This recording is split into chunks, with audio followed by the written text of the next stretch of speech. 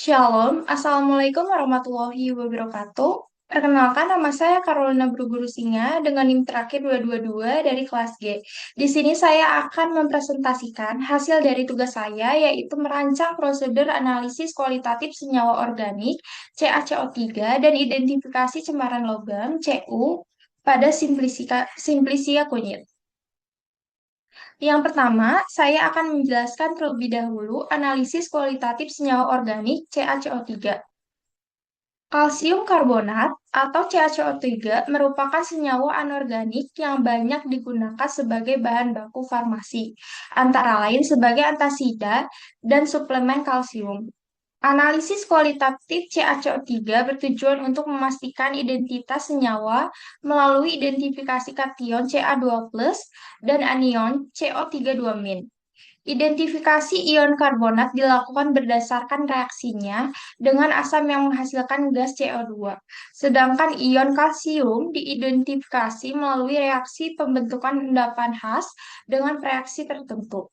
Analisis ini dilakukan berdasarkan metode dalam textbook of Macro and Semi-Macro Qualitative Inorganic Analysis yang menggunakan prinsip Group Analysis of Cation atau GAC, yaitu pengelompokan kation berdasarkan reaktivitasnya terhadap reaksi kimia. Yang pertama, di sini ada pemeriksaan organoleptik. Bentuknya di sini serbuk, warnanya tidak berwarna atau putih, baunya tidak berbau. Lalu selanjutnya ada analisis anion karbonat CO32-. Yang pertama itu uji dengan asam klorida HCl. Diambil sampel CaCO3 secukupnya, ditambahkan larutan HCl encer. Hasilnya terbentuk gelembung gas dan reaksi yang terjadi yaitu CO32- ditambah 2H+ menjadi CO2 ditambah H2O.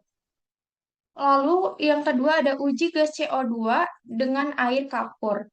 Dialirkan gas CO2 ke dalam larutan CaOH2, maka hasilnya terbentuk kekeruhan atau endapan putih. Dan reaksi yang terjadi CO2 ditambah Ca2+ ditambah 2OH- menjadi CaCO3 ditambah H2O.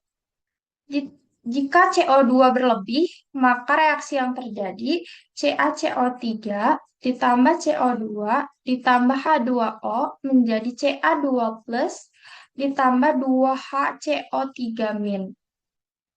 Lalu yang ketiga ada uji dengan BaCl2 atau CaCl2.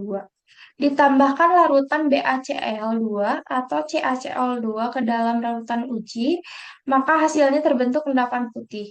Dan reaksi yang terjadi yang pertama yaitu CO32- ditambah Ba2+ menjadi BaCO3. Lalu reaksi yang terjadi yang kedua, CO32- ditambah Ca2+, maka akan menjadi CaCO3. Lalu yang keempat ada uji dengan AgNO3. Ditambahkan larutan AgNO3, maka hasilnya terbentuk endapan putih Ag2CO3 dan reaksi yang terjadi yaitu CO32- ditambah 2Ag+, maka akan menjadi Ag2CO3. Jika dalam asam, reaksi yang terjadi yaitu Ag2CO3 ditambah 2H+, maka akan terbentuk menjadi 2Ag+ ditambah CO2 ditambah H2O. Lalu di sini ada analisis kation Ca2+ reaksi ion kalsium. Yang pertama ada uji dengan amonia NH3, ditambahkan larutan amonia ke dalam larutan uji, diamati perubahan yang terjadi. Hasilnya tidak terbentuk endapan maupun reaksi pun tidak terbentuk. Lalu yang kedua uji dengan amonium karbonat NH42, NH4 NH42CO3. Diambil larutan uji, ditambahkan larutan amonium karbonat, maka hasilnya terbentuk endapan putih CaCO3. Dan reaksi yang terjadi Ca2+ ditambah CO32-, maka akan menjadi CaCO3. Lalu yang ketiga ada uji dengan asam sulfat H2SO4. Ditambahkan asam sulfat encer ke dalam larutan uji, maka hasilnya terbentuk endapan putih CaSO4, maka reaksi yang terjadi yaitu Ca2 plus ditambah SO42 menjadi CaSO4. Dan di sini ada reaksi lanjutan. Yang pertama ada CaSO4 ditambah H2SO4 menjadi 2H plus ditambah CaSO4 2 Lalu reaksi lanjutan yang kedua, CaSO4 ditambah SO4 maka akan menjadi CaSO4 2 Nah, kesimpulan yang dapat disimpulkan yaitu berdasarkan hasil analisis diidentifikasi adanya ion karbonat CO3 melalui terbentuknya gas CO2 dan kekeruhan pada air kapur. Selain itu, diidentifikasi ion kalsium Ca2 plus melalui terbentuknya endapan putih dengan amonium karbonat dan asam sulfat serta tidak terbentuknya endapan dengan amonia. Dengan demikian, disimpulkan bahwa sampel yang dianalisis merupakan kalsium karbonat, yaitu CaCO3. Lalu selanjutnya, di sini saya akan menjelaskan atau mempresentasikan analisis cemaran CO2 pada kunyit. Kunyit atau kurkuma longam merupakan bahan alam yang banyak digunakan dalam bidang farmasi dan pangan. Dalam penggunaannya, kualitas kunyit perlu diperhatikan. Salah satunya dari kemungkinan adanya cemaran logam berat seperti tembaga CO2 plus. Analisis kualitatif terhadap cemaran logam dilakukan untuk mengidentifikasi keberadaan ion logam dalam sampel. Ion tembaga Cu2 plus termasuk dalam golongan 2 pada metode Group Analysis of Cation atau GAC menurut Textbook of Macro and Semi-Macro Qualitative Inorganic Analysis. Ion ini dapat diidentifikasi melalui pembentukan endapan sulfida berwarna hitam dengan gas H2S dalam suasana asam. Keberadaan CO2 plus dapat dikonfirmasi lebih lanjut melalui pembentukan kompleks berwarna biru tua dengan amonia. Oleh karena itu, identifikasi cemaran tembaga dalam kunyit dilakukan berdasarkan terbentuknya endapan dan perubahan warna khas sebagai indikator keberadaan ion tersebut. Lalu selanjutnya ada pemeriksaan organoleptik untuk bentuknya serbuk atau rimpang kering, warna kuning hingga kuning orange, baunya khas aromatik, bau kunyit.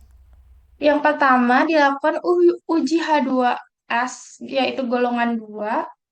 Dialirkan H2S ke larutan uji, diamati perubahannya, maka hasilnya terbentuk endapan hitam CuS. Dan reaksi yang terjadi yaitu Cu2 plus ditambah H2S, maka reaksi yang terjadi yaitu CuS ditambah 2H plus. Lalu yang kedua ada uji konfirmasi dengan NH3. Ditambahkan NH3 berlebih, diamati perubahan warna. Hasilnya terbentuk larutan biru tua. Dan reaksi yang terjadi Cu2 plus ditambah 4 NH3 maka akan terbentuk menjadi CuNH3 plus. Lalu ada uji dengan NaOH. Ditambahkan NaOH, diamati perubahan, hasilnya terbentuk endapan biru COOH, CuOH. Jika dipanaskan terbentuk endapan hitam CuO. Dan reaksi yang terjadi Cu2 plus ditambah 2OH-, maka akan terbentuk menjadi CuOH2. Dan kesimpulan yang dapat diambil yaitu berdasarkan hasil analisis, identifikasi adanya ion tembaga CO2 plus melalui terbentuknya endapan hitam dengan reaksi H2S dan terbentuknya larutan berwarna biru tua dengan amonia. Oleh karena itu, disimpulkan bahwa sampel kunyit mengandung cemaran tembaga Cu2 plus apabila menunjukkan hasil uji positif. Demikian yang dapat saya sampaikan. Mohon maaf bila ada kesalahan atau penyampaian dalam presentasi. Terima kasih.